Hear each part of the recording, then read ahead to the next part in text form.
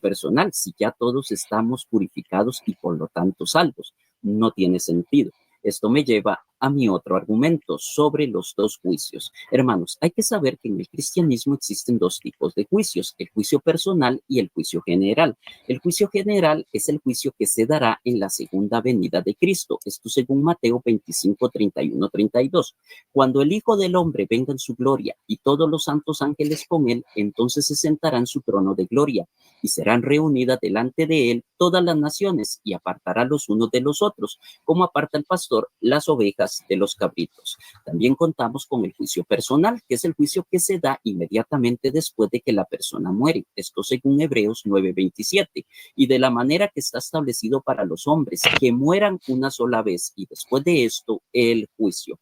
Bien, es precisamente en este juicio personal donde Dios decidirá si envía el alma de esa persona, ya sea al cielo, al infierno o al purgatorio, recordando que el purgatorio es parte del cielo. Y es en este juicio personal donde Dios también probará nuestras obras. Esto me lleva a mi siguiente argumento, las obras que serán probadas en el juicio por el fuego del purgatorio. Y esta enseñanza la da de forma muy clara y contundente el apóstol San Pablo en 1 Corintios 3, 13, 15.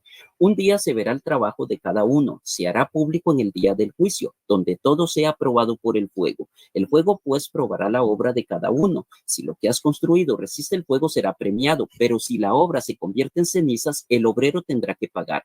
Él se salvará, pero no sin pasar por el fuego.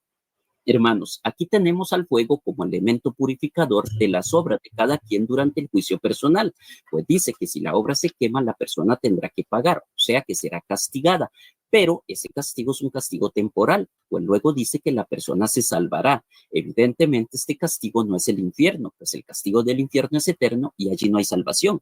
Así que aquí se refiere al castigo temporal del purgatorio como una cárcel en un sentido escatológico. Esto me lleva a mi otro argumento, el purgatorio como una cárcel espiritual temporal. Esa enseñanza la da el mismo Jesús en Lucas 12, 57, 59. ¿Y por qué no juzgáis por vosotros mismos lo que es justo? Cuando vayas al magistrado con tu adversario, procura en el camino arreglarte con él. No sea que te arrastre al juez y el juez te entregue al alguacil y el alguacil te meta en la cárcel. Te digo que no saldrás de allí hasta que hayas pagado el último centavo. Hermanos, esta cárcel que menciona este texto no es el cielo, pues en el cielo no hay que pagar nada. Tampoco es el infierno, pues del infierno no se sale. Entonces, ¿a cuál cárcel se refiere aquí Jesús? Precisamente a la cárcel temporal del purgatorio, ya que efectivamente... Lo primero que puedo resaltar sobre el argumento de mi amado oponente Rigo Ardón es que está contradiciendo la supuesta infalibilidad del magisterio de su iglesia. Está contradiciendo la tesis que sostiene que la Iglesia Católica, Apostólica y Romana es la autoridad y es la, digámoslo así, fuente de la verdad, depósito de la verdad, como dicen ellos. Está contradiciendo la creencia que sostiene que la Iglesia Católica es una autoridad extrabíblica infalible que definió la Biblia. Porque si eso fuera verdad, entonces Rigo Ardón no necesitaría usar la Biblia para probar que el purgatorio es una doctrina verdadera. No sería la Biblia el método, el medio para probar que esa doctrina es legítima. Sería solamente la Iglesia Católica. Él debería dar citas del magisterio o declaraciones papales, ex cátedra, algún documento, una bula papal o algo así. Pero no, cita la Biblia. ¿Por qué? Porque sabe que sin la Biblia no puede engañar a la gente. Claro, fuera de contexto, porque la Biblia en su contexto refuta las doctrinas católicas romanas. Pruebas bíblicas que demuestran que Rigo Ardón está equivocado. Son muchas, pero solamente voy a dar unas 2 o 3, ¿verdad? Ya estaremos haciendo un en vivo, primeramente Dios, en la semana, donde vamos a refutar ya este debate punto por punto con la ayuda de Dios. Para esto me voy a basar en la escritura y en mi libro titulado Purgatorio, el gran engaño. Número 1. Nosotros no podemos aceptar doctrinas contrarias a la Biblia. Los apóstoles nos enseñaron claramente que tenemos que retener lo que se nos ha enseñado en la palabra de Dios para poder ser salvos, perdón, y que no podemos aceptar una doctrina que vaya en contra de la Biblia o que sea una doctrina diferente, extraña, extrabíblica. No podemos aceptar un evangelio diferente al que ya se nos ha enseñado, diferente y distinto al que ya hemos recibido. Esto está en Primera de Corintios 15:1, Gálatas 1:8, Segunda de Tesalonicenses 2:15, Segunda de Pedro capítulo 3, versículo 1 al 2, Efesios capítulo 3, versículo 1 al 5, etcétera, etcétera, etcétera. Número 2, sin derramamiento de sangre no se hace remisión. Yo pregunto, ¿en el purgatorio hay derramamiento de sangre? La respuesta es no, por tanto no puede haber perdón de pecados en el purgatorio. Seguimos avanzando aquí en el libro. Número 3, no necesitamos ir a un estado de tormento para pagar por nuestros pecados, porque Cristo ya pagó por nuestros pecados. Primera de Juan, capítulo 2, versículo 2. Él es el sacrificio, hablando de Jesús, que pagó tiempo pasado por nuestros pecados, y no solamente por los nuestros, sino también por los de todo el mundo. Seguimos avanzando.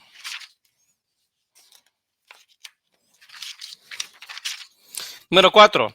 Ya estamos completamente santificados por la preciosa sangre de Cristo, por tanto no necesitamos la purificación del purgatorio.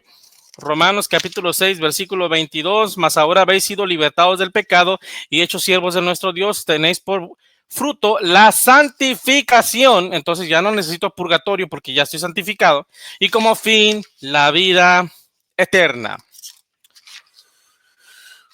Romanos 6, 17 al 18. Pero gracias a Dios que aunque erais esclavos del pecado, ahora habéis obedecido de corazón a aquella forma de doctrina a la cual fuisteis entregados, y libertados del pecado, vinisteis a ser siervos de la justicia. Seguimos adelante.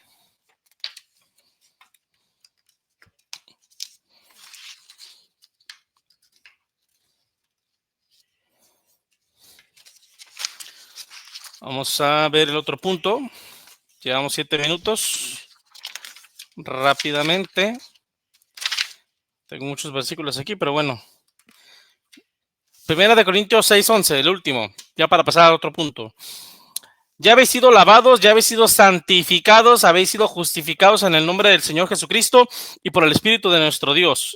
Entonces, amados hermanos, ya no necesitamos el purgatorio para ser purificados porque ya estamos purificados por la sangre de Cristo.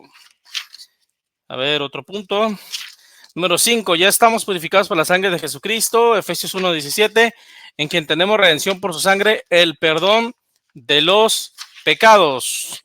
Hebreos 1:3, el cual siendo el resplandor de su gloria y la imagen misma de su sustancia, y quien sustenta todas las cosas por la palabra de su poder, habiendo efectuado la purificación, tiempo pasado, de nuestros pecados, por medio de sí mismo, se sentó a la diestra de la majestad en las alturas. Hebreos 1:3, ok, esto ya lo leímos. Número 6, prueba bíblica número 6 que refuta a Rigo Ardón. Cristo nos ha hecho perfectos para siempre por medio de una sola ofrenda. Hebreos 10:14, porque con una sola ofrenda hizo perfectos para siempre a los santificados. Seguimos adelante. De Cristo. Número 7, el sacrificio de Jesucristo es irrepetible, por tanto, esto refuta las misas gregorianas, las cuales se usan para sacar a las ánimas del purgatorio, supuestamente. Hebreos 9:24, porque no entró Cristo en el santuario hecho de mano, figura del verdadero, sino en el cielo mismo, para presentarse ahora por nosotros ante Dios. Y no para ofrecerse muchas veces, como entra el sumo sacerdote en el lugar santísimo cada año con sangre ajena. De otra manera, lo hubiera sido necesario para hacer muchas veces desde el principio del mundo, pero ahora, en la consumación de los siglos, se presentó una sola vez para siempre por el sacrificio de sí mismo para quitar de en medio el pecado. Hebreos 10:11.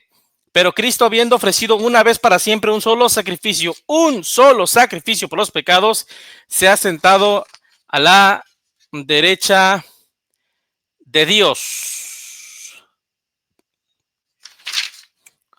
Último, el purgatorio no es un fuego literal que limpia pecados. Por el contrario, la sangre de Cristo nos limpia de todo pecado. Hebreos 10:11 nos enseña que el sacrificio de Cristo nos limpió para siempre de manera perfecta por medio de su sangre preciosa y bendita. Gloria sea al Señor Jesucristo. Primera de Juan 1:7. Pero si andamos en luz, como Él está en la luz, tenemos comunión unos con otros, y la sangre de Jesucristo, su Hijo, nos limpia de todo pecado. Hay muchísimos argumentos, pruebas bíblicas, históricas y lógicas que podríamos tocar, pero no nos va a alcanzar en una cápsula apologética. Estaremos refutando a Rigo Ardón, en un nuevo en vivo. No lo sé, en un par de días quizás, o una tercia de días. Y para esto vamos a estar usando la Biblia, obviamente, y mi libro, Purgatorio, el gran engaño. Espero que esta refutación haya sido de bendición para ustedes, y si es así, suscríbanse a este canal. Dios les bendiga. Recuerda que Jesucristo pronto viene por su pueblo. Maranata, Cristo viene, sí, amén. Ven, Señor Jesús. Que Dios bendiga a todos mis hermanos.